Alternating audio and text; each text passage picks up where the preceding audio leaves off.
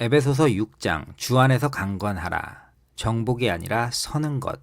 전체 구조. 1절에서 4절 자녀와 부모.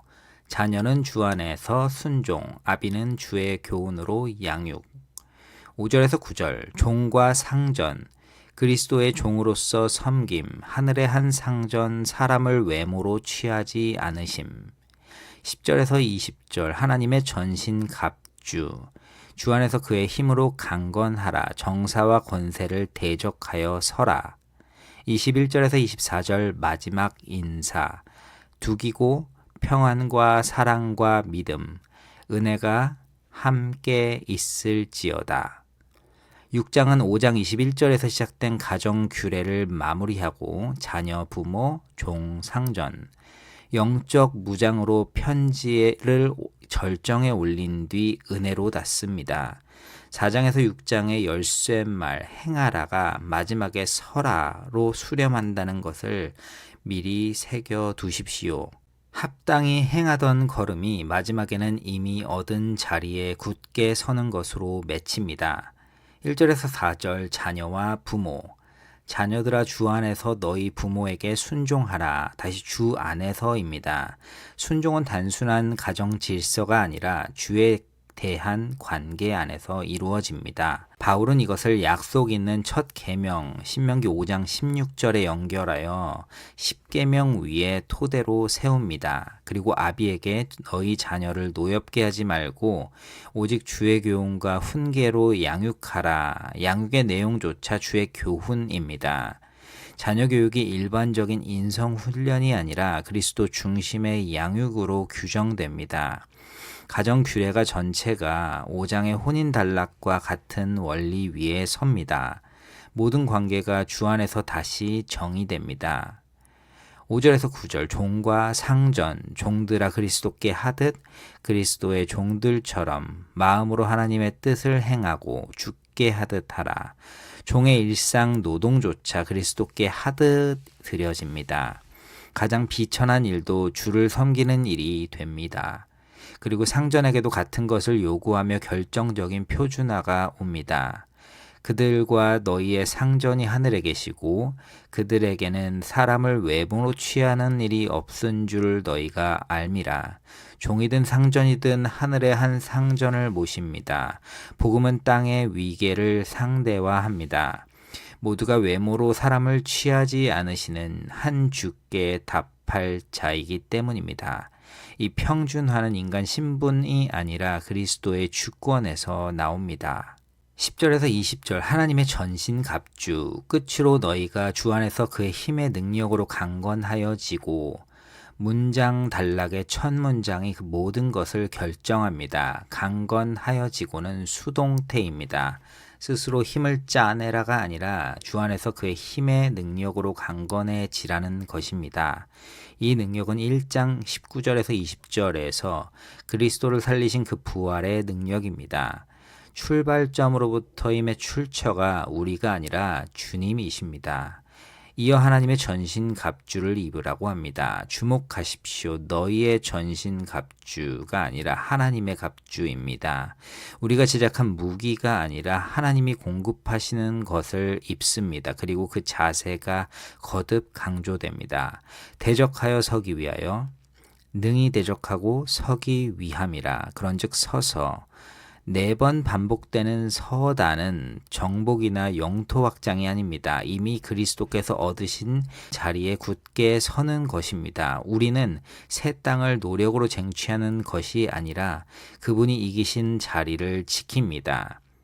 갑주의 한 부분도 기술이나 비법이 아니라 복음의 실체입니다.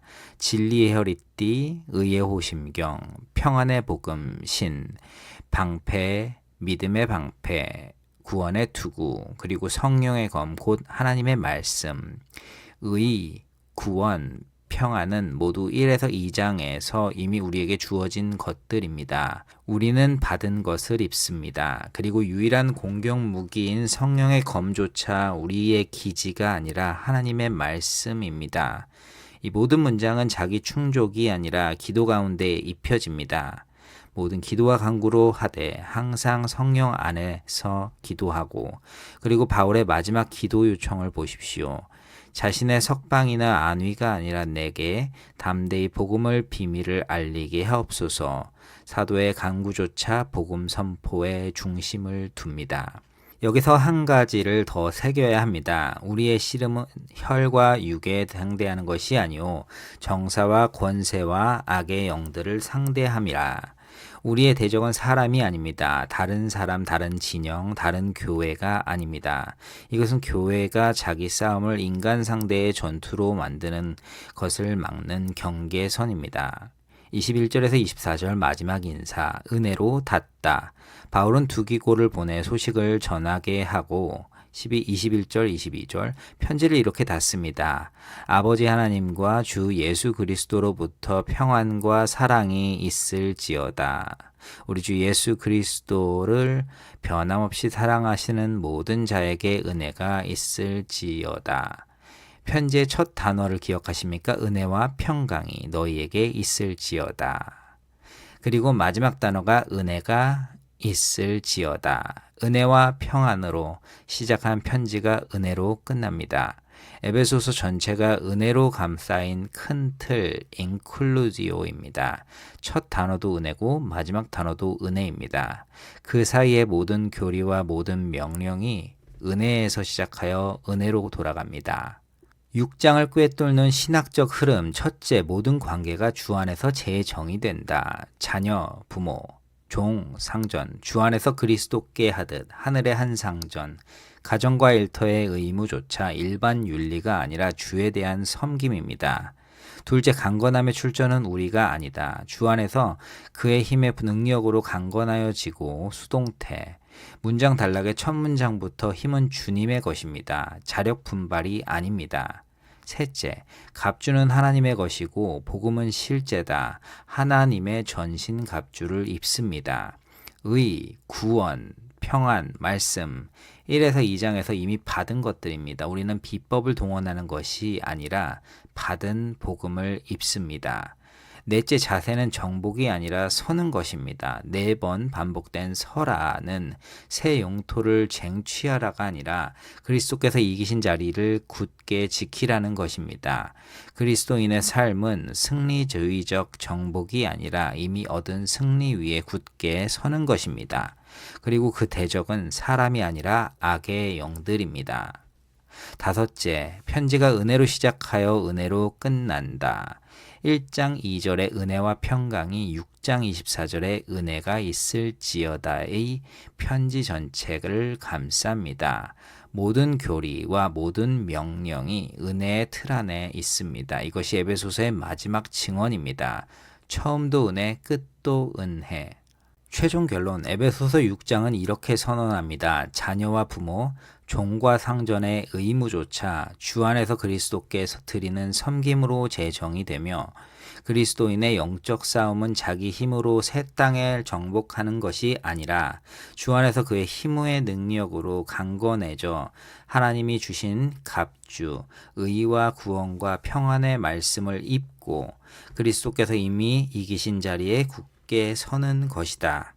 그리고 은혜와 평강을 알린 이 편지는 우리 주 예수 그리스도를 사랑하는 모든 자에게 은혜가 있기를 비는 것으로 닫히니 첫 단어도 은혜요, 마지막 단어도 은혜다.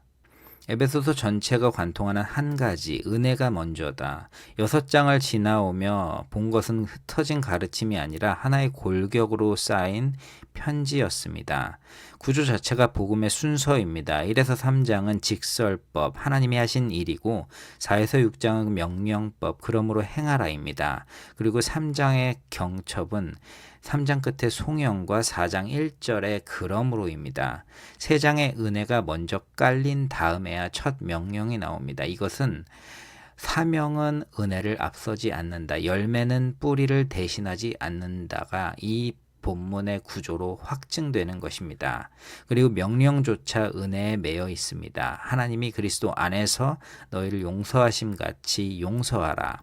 그리스도께서 너희를 사랑하신 것 같이 사랑으로 행하라. 전에는 어두움이었더니 이제는 빛이라. 주 안에서 그의 힘으로 능력으로 강건하여지고. 4에서 6장의 어떤 명령도 1에서 3장의 은혜에서 떨어져 홀로 서지 않습니다. 마지막으로 모든 것이 그리스도 안에 있습니다. 1장의 그리스도 안에서, 2장의 그리스도와 함께 그의 피로 십자가로, 3장의 그리스도의 측량할 수 없는 풍성, 4장의 머리이신 그리스도, 5장의 그리스도와 교회, 6장의 주 안에서. 에베소서는 그리스도를 빼면 단 한 장도 성립하지 않습니다. 이 메시지는 예수님 없이도 성립하는가? 에베소서 전체가 단호히 아니요라고 답합니다.